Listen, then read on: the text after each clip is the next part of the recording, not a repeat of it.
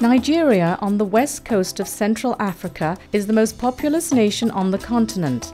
Her wealth of cultural diversity brings with it a competition and disunity that fuel violent, sometimes brutal acts against one another that cry out for a new quality of human engagement across the land.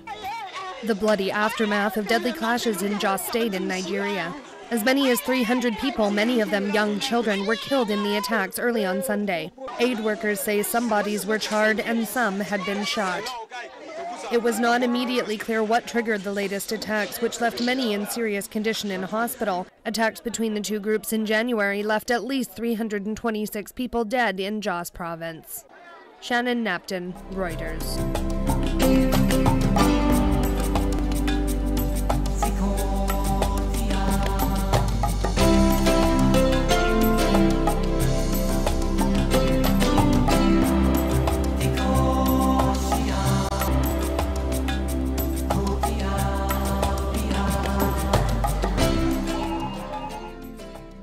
This conference, we leave our titles and our degrees and whatever we carry outside the door so that we can get into the conference hall as equals. We have been told by those who know that HIV/AIDS is among the leading cause of death in the world. I try to disagree with that. All over the world today, human beings are suffering from another deadly virus, which is killing more than HIV/AIDS. And I call that human relationship deficiency virus.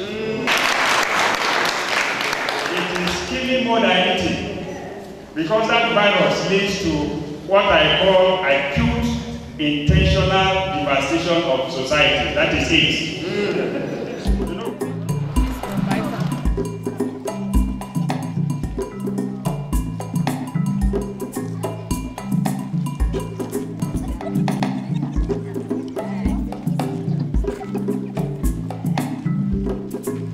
Said good morning. What I said was good morning, friend. I think it got shortened over there. Yeah. And nobody wants to take responsibility. We blame everybody else. One hand, two hands, one leg, one way, keep rolling. Keep rolling all the time. You know that peace work takes a lot of effort, it takes a lot of planning. Don't be discouraged if you don't see results right away. Generations today have lived with that notion that they are the future. But I am here to tell you that you are the present as well as the future. If you do not have good relationships, peace cannot work. We are in this together. When you build a bridge next to you, sing along with me, and I build a bridge next to me, in no time at all, we'll all have it all. So link it, build it, one by one.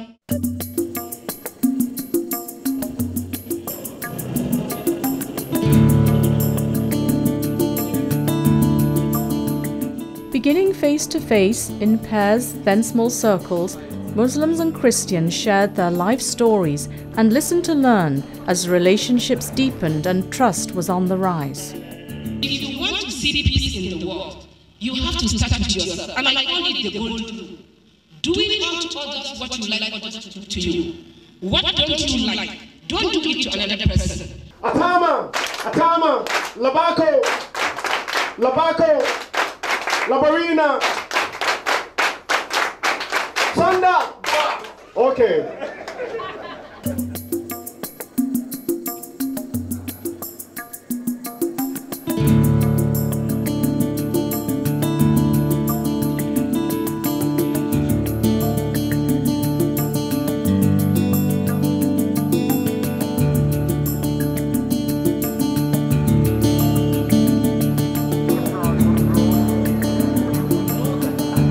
Culture, if we rely on community work. I'm peaceful and I love people and I believe in youth development. That is the real me.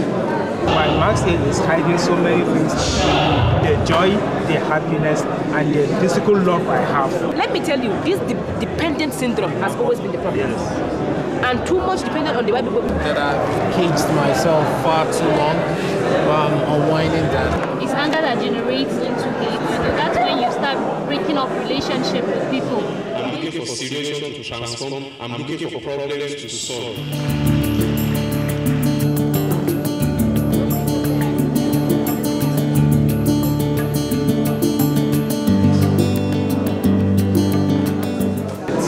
This word, Muslim, even in their own religion, it means to bring peace. The Christian and the Muslim, you're supposed to come together. The tradition that does not encourage inter-religious relationship is always dangerous. If we start seeing each other as one, things will flow. We'll value our culture more. I think it's high time we tell you that let's shun violence and live as brothers and sisters.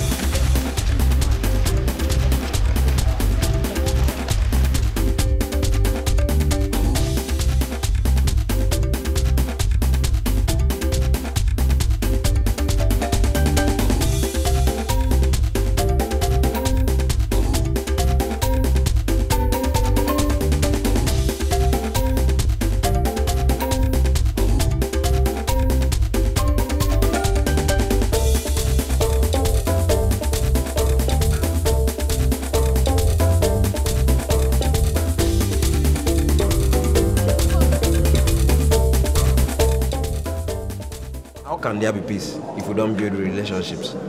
I am also from a community that has tribal clash, and I'm actually inspired by this conference. And if I go back, I'm going to work on youth and peace in my community.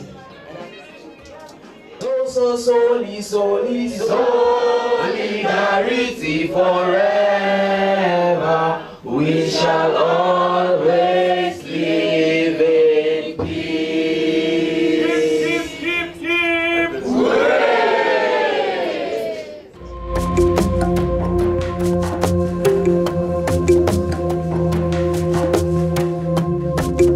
Please take out the pins and place a pin on the person who is your partner.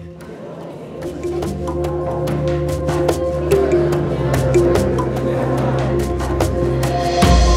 will continue to work together for the good of our country and for the betterment of our world.